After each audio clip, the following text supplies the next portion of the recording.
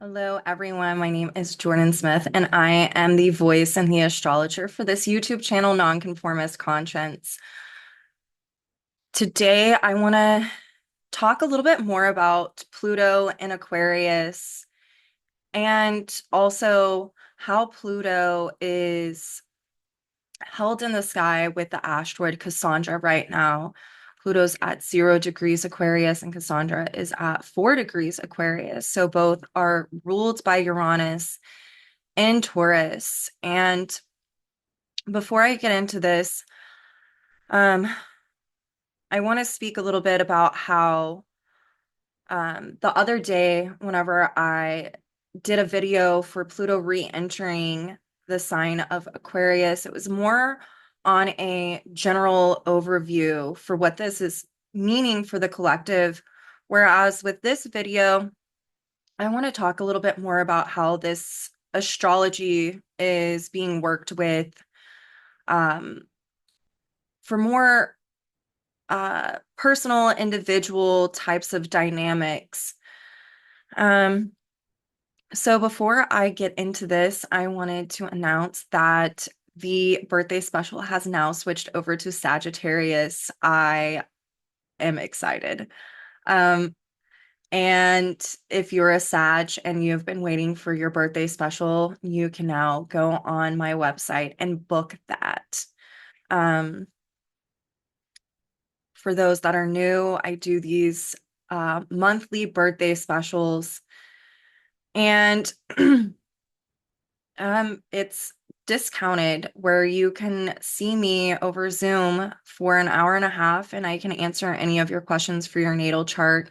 And I will also go over your solar return, which is really speaking to the underlying core dynamics that could be coming up for you this year.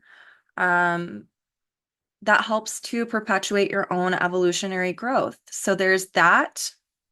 I also want to say I have tutoring if you're a student of astrology and you want to know more about evolutionary astrology. I really tailor these to the direction that you're wanting to go. If it's more of wanting to understand the archetypes or how to understand the Pluto paradigm in someone's chart, or any way that you want to understand evolutionary astrology, I do tutoring. I love teaching. It's something I'm passionate about.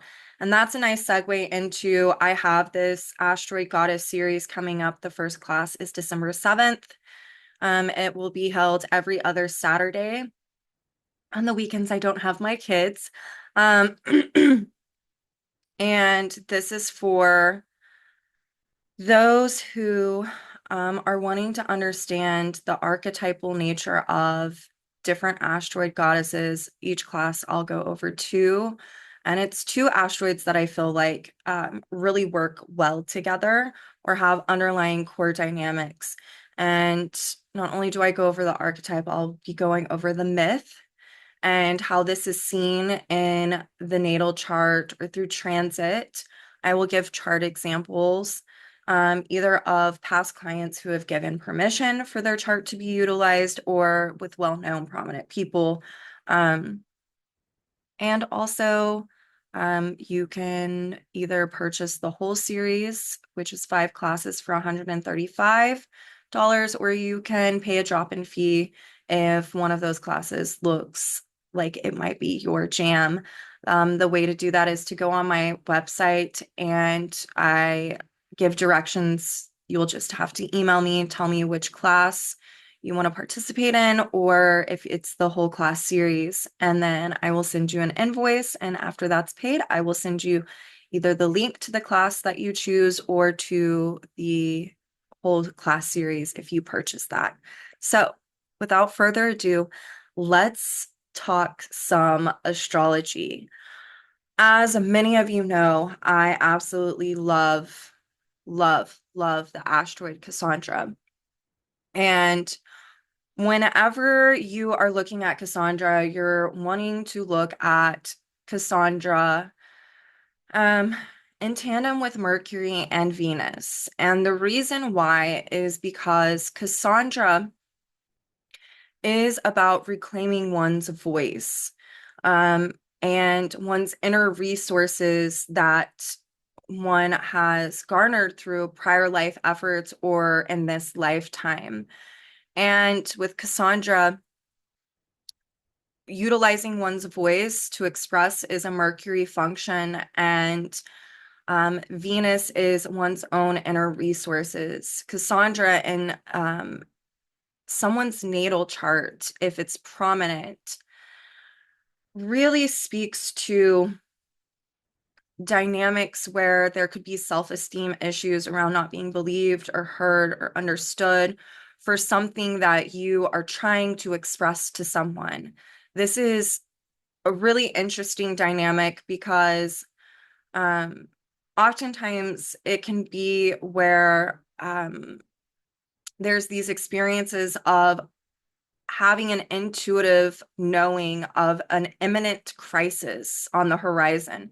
That can be with family, friends, um, on a larger scale, the collective, and trying to express this and people, thinking that you're crazy or that you are, for lack of better words, a shit stir, trying to stir the pot. Um, and you're trying to prevent something from happening. And other ways that this can be expressed in someone's natal chart is when they're trying to speak up, and usually you'll see this in people's who are activists, like Greta Thunberg is a really good example. I use this, I believe, in my online conference lecture, or it can be themes of sexual assault or family dynamics or things happening in the workplace.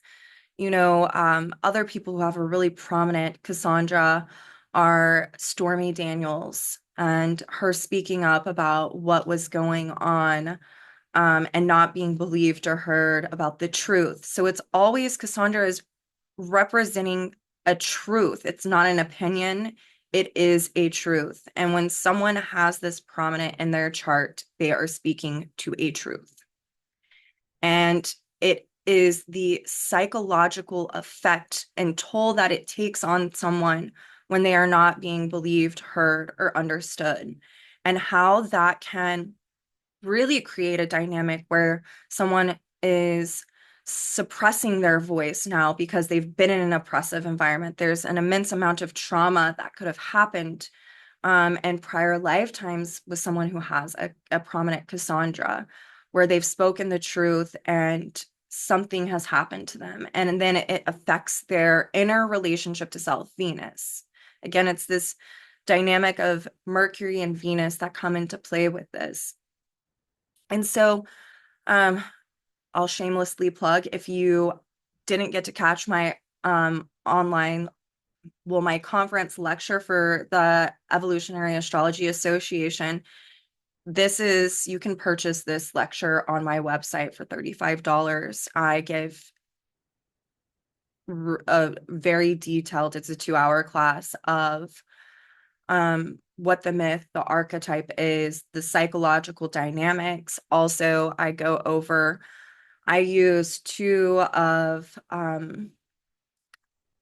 my clients. Well, one is a friend, one is a client and a friend. I use their charts. One is an activist, one was speaking out about sexual assaults within the family system. And it really gives a clear picture of a prominent Cassandra playing out in someone's chart. And if you are an evolutionary astrologer student or a student of astrology and you're really wanting to dive into Cassandra, you can totally get that lecture. I'll send it to you. Just email me, and again, I'll send an invoice, and then I will send you the link to the lecture.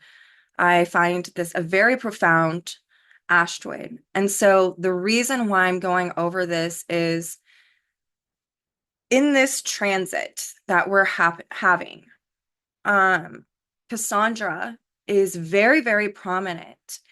And it's in Aquarius. So when you're looking at Cassandra in a person's natal chart, the house and the sign that Cassandra's in speaks to the underlying core dynamics of where this person is utilizing their voice and what they're speaking out against.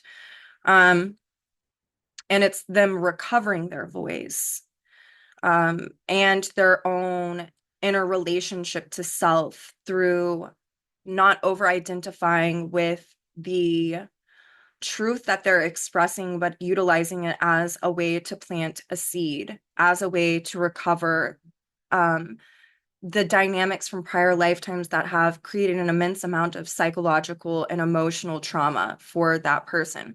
But in transit, it's really interesting. If you have a transit with Cassandra, that could be you trying to say something and not being believed or heard. And, or on the flip side, you could be the person who's not willing to hear or believe what the truth is being told is. But when we're looking at it for the collective and an individualistic level right now, just looking at the natal chart of, or the transit chart of what's going on, I want you to keep in mind, if you have something at 4 degrees in the fixed signs, so Taurus, Leo, Aquarius, Scorpio, this is a transit that could be very much impacting you, or if this asteroid is aspecting something in your own natal chart. I find this fascinating right now because Cassandra is what we call a new phase conjunction with Pluto. So Pluto and Aquarius can be about humanitarian efforts or this liberation from identifying with the conditions of the past. And I think that that's really key for us to think about with this transit. There can be things that we are wanting to speak up and out against right now that we might not being believed or heard for the truth that we're speaking about. And there is a call to liberate from over identifying with whether or not someone is having the ability to hear where you're coming from. Because the key with Cassandra, for it to not perpetuate trauma when utilizing one's voice, is to know that we can't control an outcome. We can't give the message, we can express the message, and then we've got to allow whoever to do what they want with that information and to not take it personal if they throw projections onto us about the message that we're trying to express. This is seen with Cassandra trining the South Node in Libra right now. So Libra is very much about our ability to share, to give and to share, and also to listen. And that trine that's happening between Cassandra and the South Node can really indicate where we're holding on and over identifying with the feeling of someone not hearing us and the need to liberate from that. This also doesn't mean, I find this really interesting because there's this dynamic when we're trying to express something and we're dealing with cardinal archetypes, the South Node being in Libra, the North Node being in Aries, that there can be this need to try to control an outcome, especially if you're utilizing your voice to express something, to say, hey, I'm wanting to talk about what's gone on in the family and no one is hearing me. And so you keep trying to express it in a different way. Or it can be Cassandra being an Aquarius with a friend or someone who's a part of your community. And there's this need to try to continuously push back and tell them the same thing over and over and over again. That person actually could be hearing you. Sometimes it's not what you think or you're projecting, which is an Aquarius Libra dynamic. And so the key is to plant a seed and to leave it alone, to allow that person to do whatever they want with that information.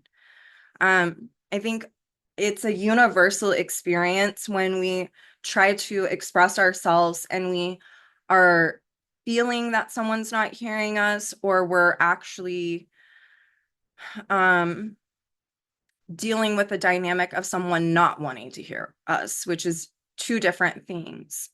And I want to express that a little bit, is if you're in a situation that someone does not want to hear you, then they are not going to give you the time of day.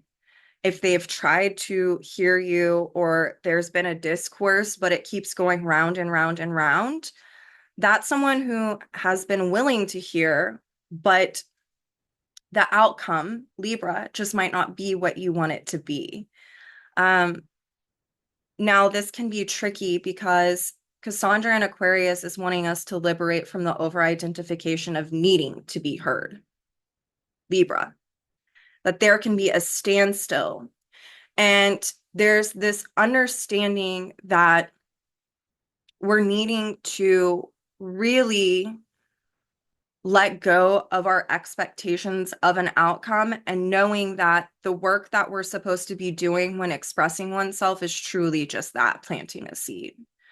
And so it's not to get hung up in the rigidity, the fixed energy of trying to force an outcome. And that's part of Cassandra trine to that South Node. So I want to show you this chart for today because it's speaking to these dynamics. This is going to be felt throughout the next, couple of weeks. This is something that's been building. And I want to go into this a little bit more because if you think about Pluto in Aquarius, this can be where we are trying to have activism on some type of level. And Cassandra in a new phase to Pluto can really be where we're taking these prior traumatic Aquarius experiences of where we weren't heard, believed, seen, understood for the truth that we were trying to express. And now what we're trying to do here with Cassandra is, especially in a new phase conjunction with Pluto, is turning this into what once felt like poison, trauma from this dynamic into potion. This can be where, I wasn't heard in this way, but it really ignited something in me to now utilize that experience to use my voice in a different way. As an example, I have a friend who actually has Cassandra in Aquarius, and she spoke out against the family system when there was sexual assault within the family system. And this is actually one of the charts I utilized for my conference lecture. But what she has done with that experience, that traumatizing experience, is she's been recovering her voice to help with other children who have gone through the similar experience. So she's using it to be a North Star in her life. What once was poison is now turning into potion, and she's using it as a catalyst to be able to help other people through being able to hear where they're actually coming from, to validate their experience, and to help heal their trauma from her understanding that situation herself. I mean, you'll see this everywhere. And so I challenge people right now that if you have some type of situation in the past that has created massive amounts of trauma for you around utilizing your voice and not being heard, and the psychological toll that it's taken on you, part of the healing for this dynamic is to take that and to transform it. All right? That transformation is Aquarius.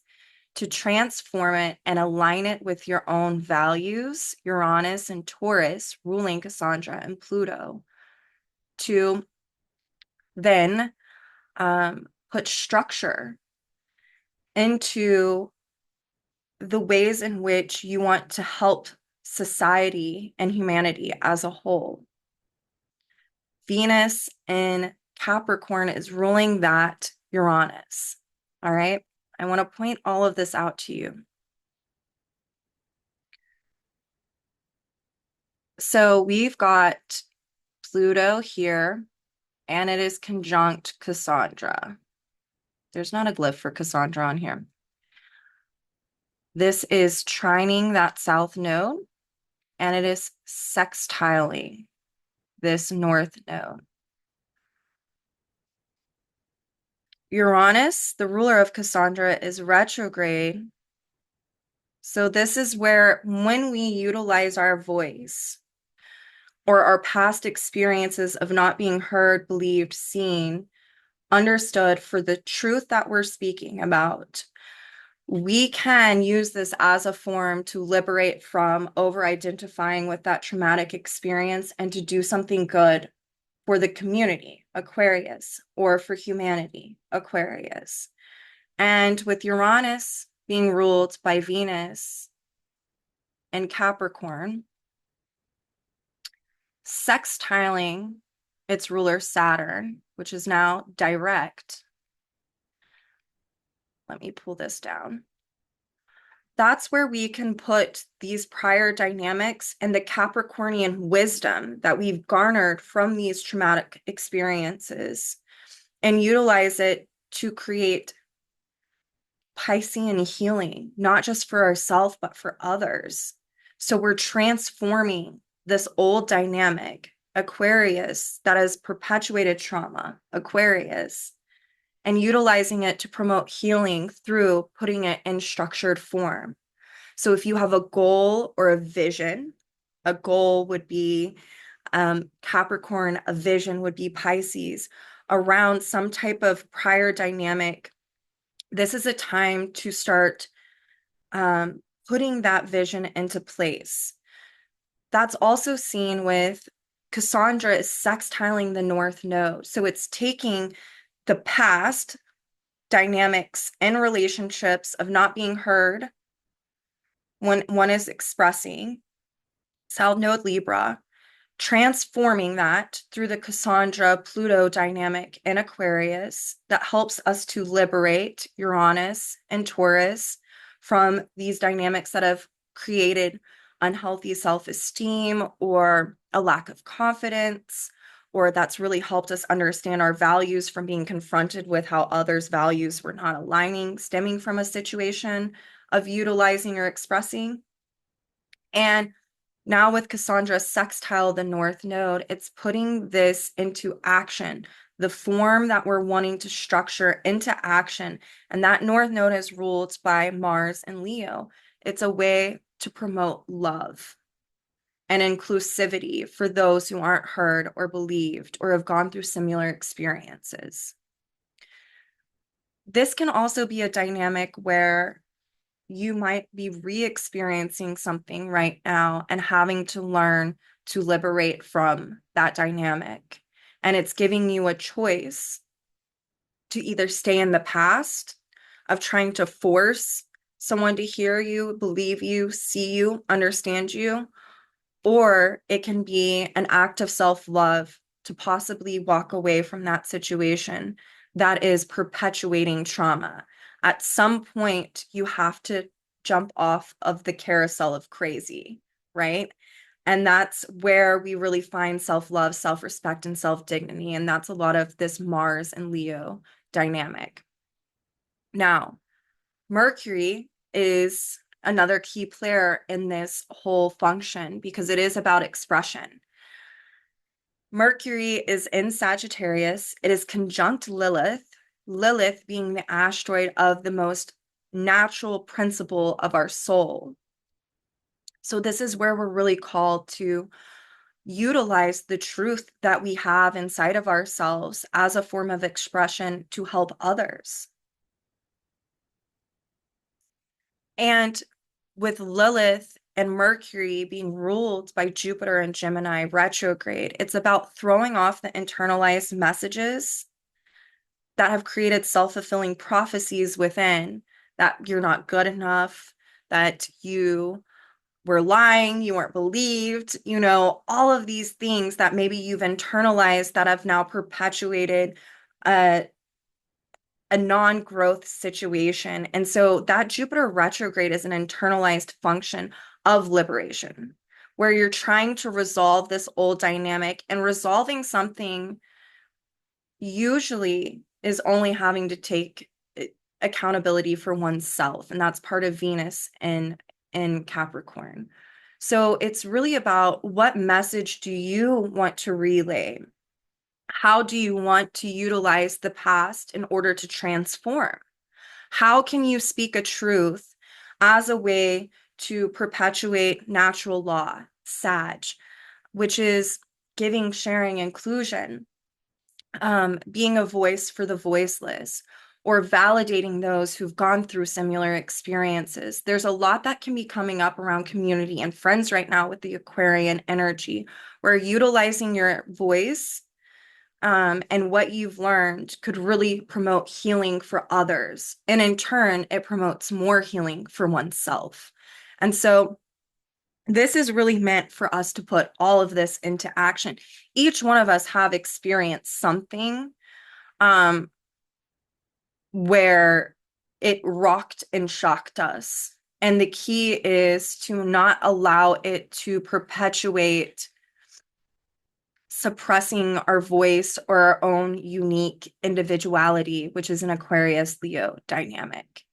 This is really a call for us to take what it is that we have been understanding around how we've been conditioned to think, believe, even about ourselves, and using it as a North Star to liberate from those dynamics and to help in whatever way that we can, whether it be in the micro or the macro.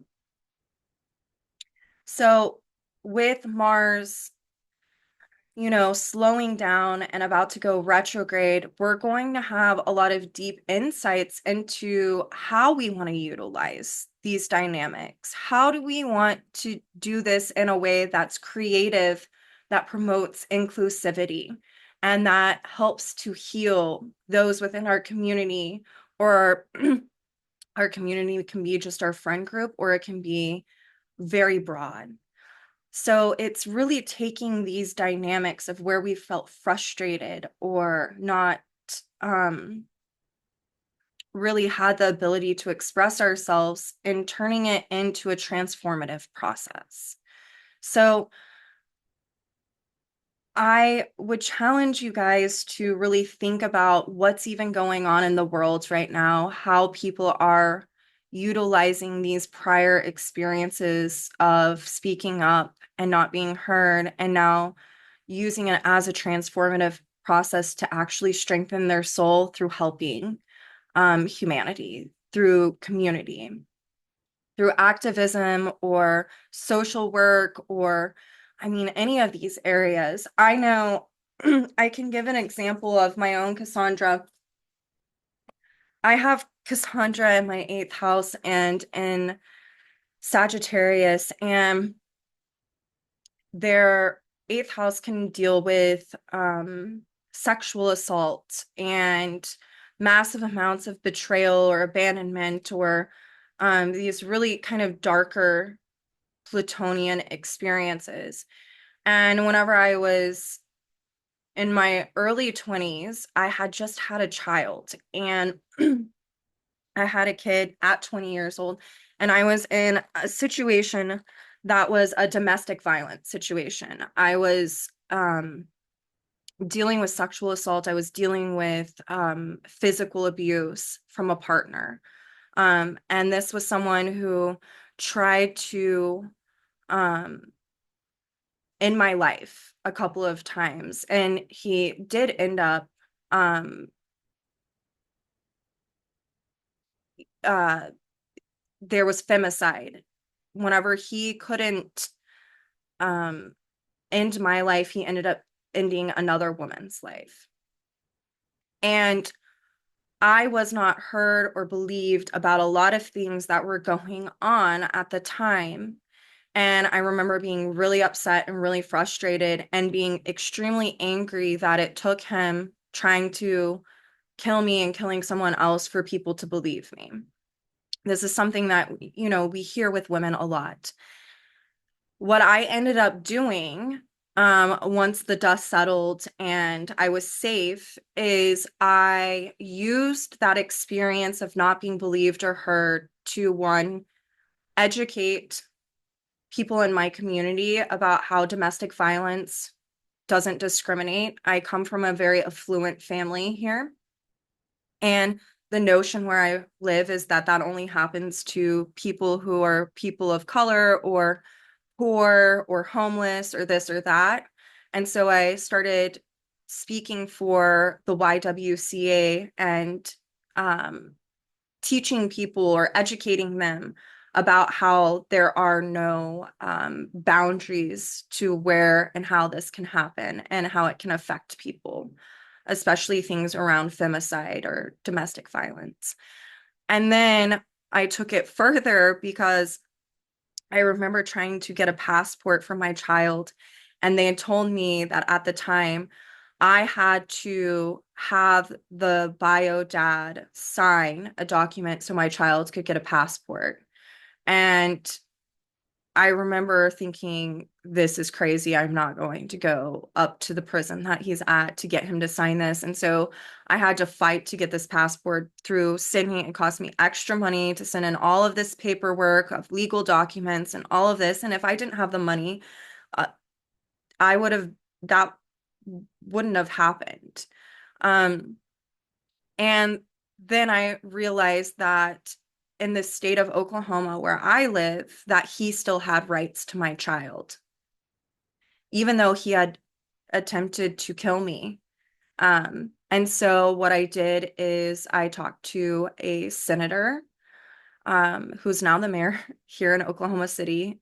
He's actually a very amazing leader, I feel like. And he really heard where I was coming from. And he created a bill and he helped me change a law that if someone is going through domestic violence and that father is imprisoned, that they don't have rights to the child anymore.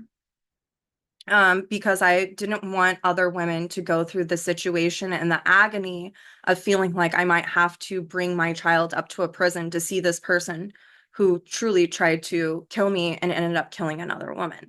So I'm giving this example because it can be something like this. Like, this is very, I always kind of joke, like Lifetime Movie Network mixed with Jerry Springer is how I felt my life was in my early 20s. I went through a lot. But my point is, with this Cassandra and Aquarius, if there's something that you've been thinking about from a prior experience that was traumatizing, you can utilize that knowledge, those inner resources that you gained from that experience, to now be a voice for others or to create change in a way that hasn't been made yet. And it can be not as, you know, wild as my experience, but it can be something smaller. Maybe you're needing to,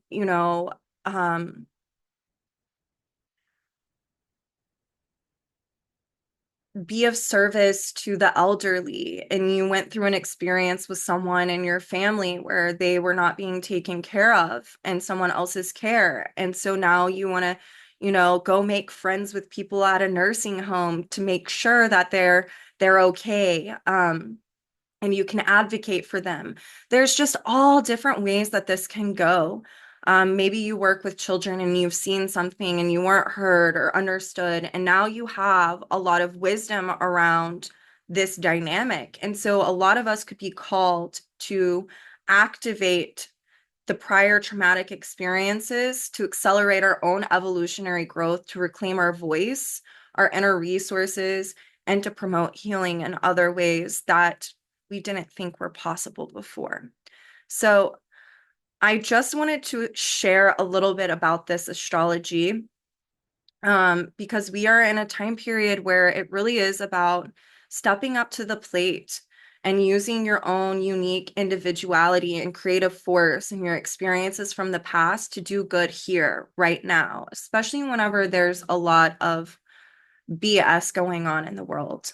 Um, so yeah, I just wanted to share that, and I wanted to share my own personal experience with this. I have several others, but anyone who has a very prominent Cassandra in their chart could have this could be planting seeds for them right now. And I wanted to share that. This is a time where you're being called, possibly, to utilize what once felt like poison in the past as potion now to better humanity or the community that you're in or that you want to serve. So this is the astrology. I'm looking forward to more of you all interacting with me, and I will talk to you all soon. Have a beautiful day.